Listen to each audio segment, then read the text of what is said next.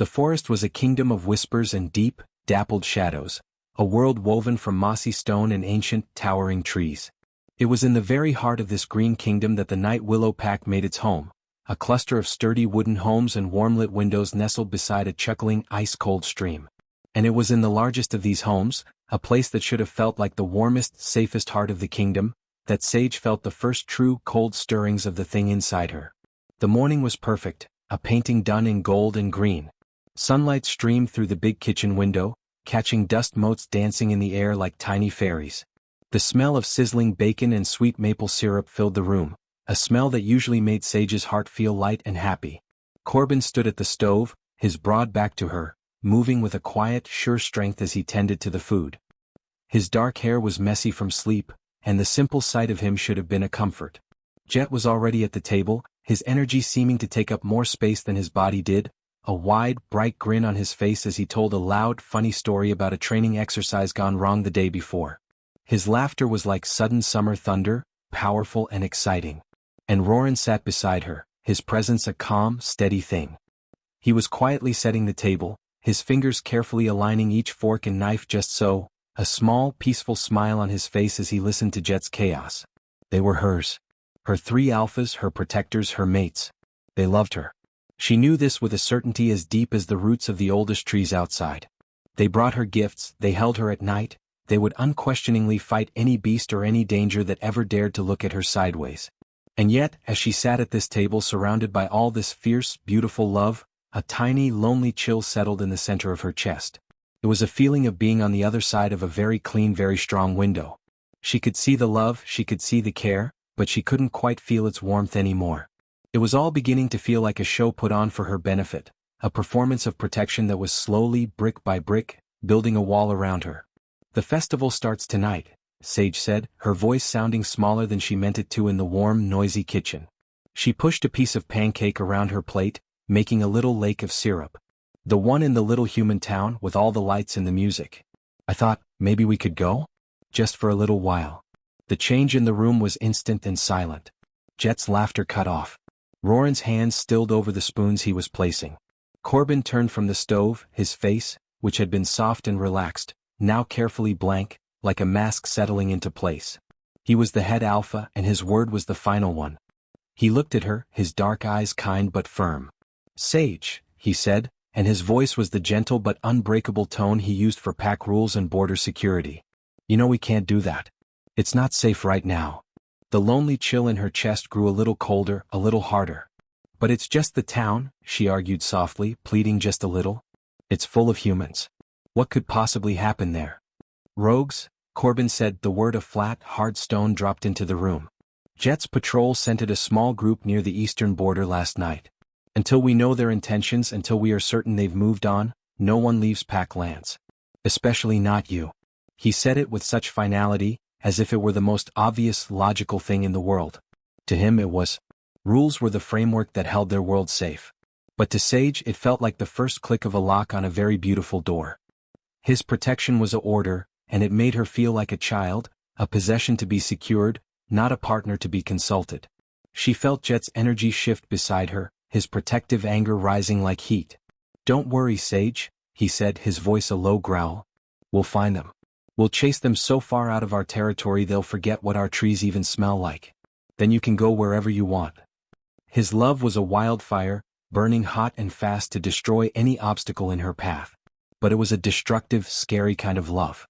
It didn't make her feel safe, it made her feel like the spark that would start a war. The coldness inside her gave a faint, curious pulse, as if it liked the hot, wild sound of his anger. Seeing her still unhappy face, Roran reached over and placed his hand on hers. His touch was cool and soothing. It's just a festival, my love, he said in his soft, reasonable voice. Look, the moon is almost full. We can have our own celebration right here. We'll be even better. We'll build a bonfire and I'll tell you the old stories. He was trying to paint over her disappointment, to distract her from the thing she wanted with something else, something he deemed safer. He was hiding the real world from her, treating her like a delicate doll that might break if she saw something unpleasant. His protection was a pretty lie, and it made her feel utterly alone. The breakfast that had started so perfectly now tasted like sawdust in her mouth. The love in the room felt heavy and smothering. She mumbled an excuse about needing air and slipped away from the table, away from their worried looks and their 3 different kinds of cages. She walked into the woods, the one place she could always think. The tall pines whispered secrets to each other high above, and the earth was soft and quiet under her feet. But today the peace wouldn't come.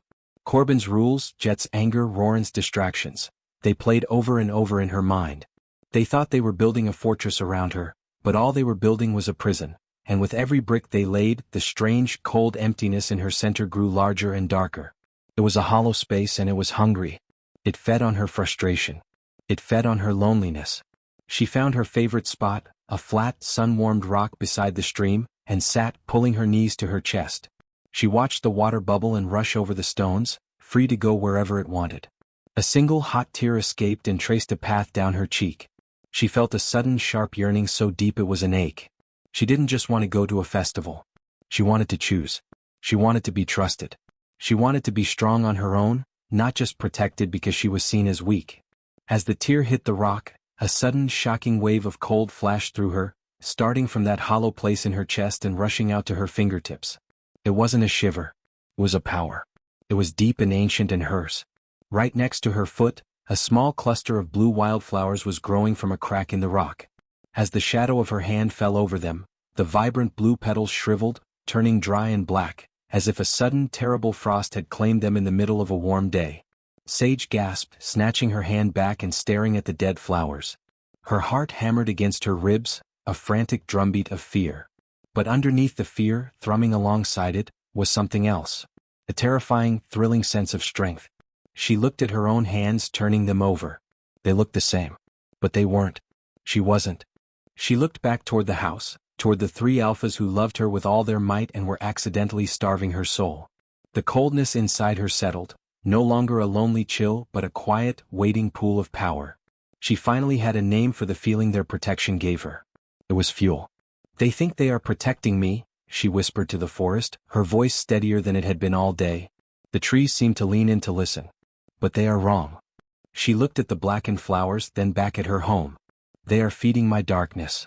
The silence of the forest was a different thing now. It was no longer a peaceful blanket but a tense, waiting hush, as if the very trees were holding their breath. The cold power that had blossomed in Sage's chest was a quiet, humming storm, both terrifying and intoxicating. It was a part of her, a truth she could no longer ignore, and it had been fed by the very hands that promised to keep her safe. The warm, golden light spilling from the windows of her home now looked like the bars of a gilded cage, and Sage knew, with a certainty that chilled her to the bone, that she could not go back inside. Not yet. Not until she had proven something to herself. She moved through the shadows at the edge of the clearing not like a frightened girl, but with a new, instinctual grace. The lessons Corbin had drilled into her about patrol routes and sentry patterns, the tricks Jet had shown her for moving silently through undergrowth, the knowledge Roran had shared about wind direction and scent masking, all of it, every bit of their protective instruction, she now turned against them. It was not for rebellion but for revelation. She needed to see the truth for herself, the truth they seemed so determined to keep locked away. The cold energy inside her seemed to muffle her footsteps and bend the light around her, making her a ghost in her own territory. She found the place she was looking for, a high rocky outcrop draped in thick ferns, overlooking the eastern border path. It was a perfect hiding spot, one Roran had shown her for stargazing. Now she used it to spy. She settled into the cool earth, her heart a steady, slow drumbeat in her ears, the strange power a calm, icy pool in her center. She didn't have to wait long. The crunch of boots on the path below announced the arrival of 2-pack warriors, Brygan and Milo, their familiar scents of pine and leather carried on the evening breeze. They were on border duty, their postures relaxed, their voices a low, casual rumble. "Anything to report on the east sweep?" Brygan asked, leaning against a tree and taking a drink from his water skin. Milo snorted, a sound of pure boredom. "Nothing. Not a whisper, not a hair. Those rogues Corbin's so worried about?" Old Man Hemlock's sheep broke through his fence again 3 nights back. Stumbled right through our territory. That's the suspicious activity Jet's patrol picked up. Smelled like sheep and bad decisions, not danger. Brygan chuckled. "So it was nothing? All this lockdown for a few lost sheep?" "Seems like it," Milo said, stretching his arms. "Alpha's orders are Alpha's orders. But between you and me? Feels like we're building a fortress around a shadow. Whatever they thought was out here, it's long gone. probably was never here to begin with. Their conversation moved on to dinner plans and training, their footsteps fading as they continued their patrol. But Sage did not move. She remained frozen in her hiding place, the words echoing in her skull with the force of a physical blow. A few lost sheep. Building a fortress around a shadow. Never here to begin with. The truth was so simple, so stupid, it was breathtaking. It wasn't a terrifying rogue threat. It was a mistake, an overreaction, a lie of omission.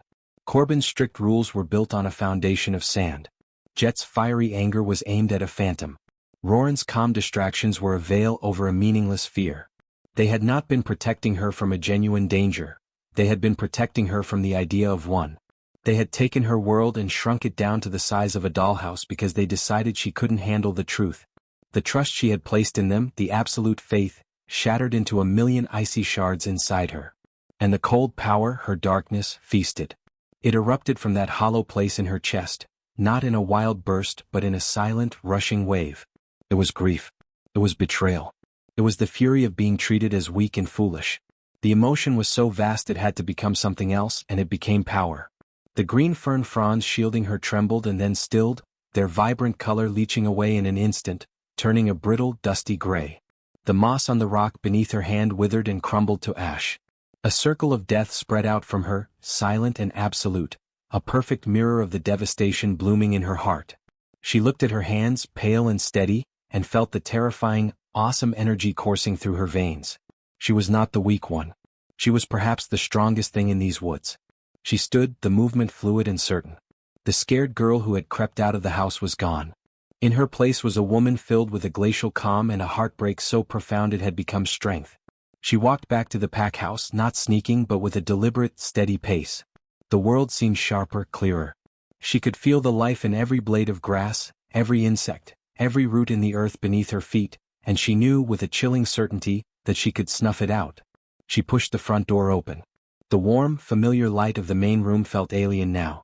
Her three mates were there, waiting, their faces etched with worry that quickly shifted to confusion, then to dawning alarm as they felt it, the change in her. The air around her crackled with a cold energy that was utterly foreign to her usual warm scent. "Sage, where have you been?" Corbin began, his alpha voice taking over, the voice of rules and control. But she didn't let him finish. Her voice, when it came, was not a shout. It was low, clear, and colder than the deepest winter stream. It cut through the room and froze them where they stood. "I know," she said, her silver-glowing eyes moving from one to the other. "I know about the sheep." The silence that followed was absolute. Jet's mouth, open ready to demand answers, snapped shut. Roran's face, usually a mask of calm, went pale. Corbin flinched as if she'd struck him. "It wasn't rogues. It was a mistake. But you used it." She took a step forward, and the shadows in the corners of the room seemed to stretch and lean toward her, clinging to her like loyal pets. "You built a cage out of it. Corbin, your rules weren't to keep me safe. They were to keep me obedient. Jet, your anger wasn't to clear a path for me. It was to make you feel strong. Roran, your distractions weren't to comfort me. They were to hide the truth from me." Her voice broke then, just for a second, revealing the ocean of pain beneath the ice. "You didn't protect me. You lied to me. You made me feel small and weak and alone. And you fed this." She didn't need to gesture. The power rolled off her in a wave, making the fire in the hearth gutter and smoke. The three alphas stood utterly stunned, not by the display of power but by her words. They saw the dead flower she had unknowingly clutched in her hand, now crumbling to dust between her fingers.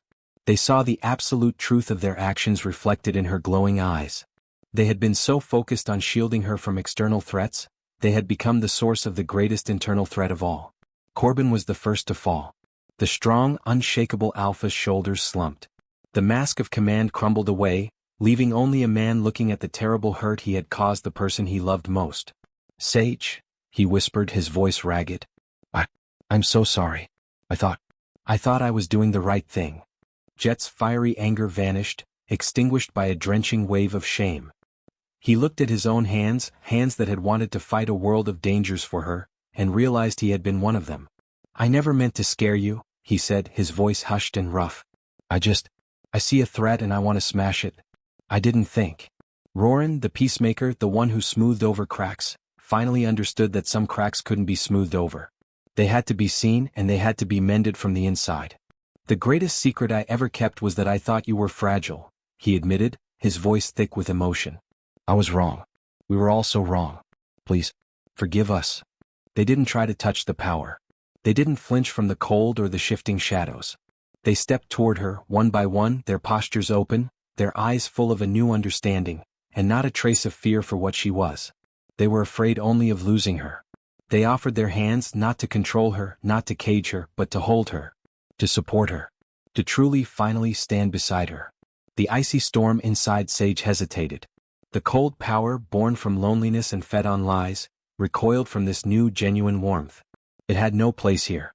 The fierce, desperate love they were offering now was not a cage. It was an anchor.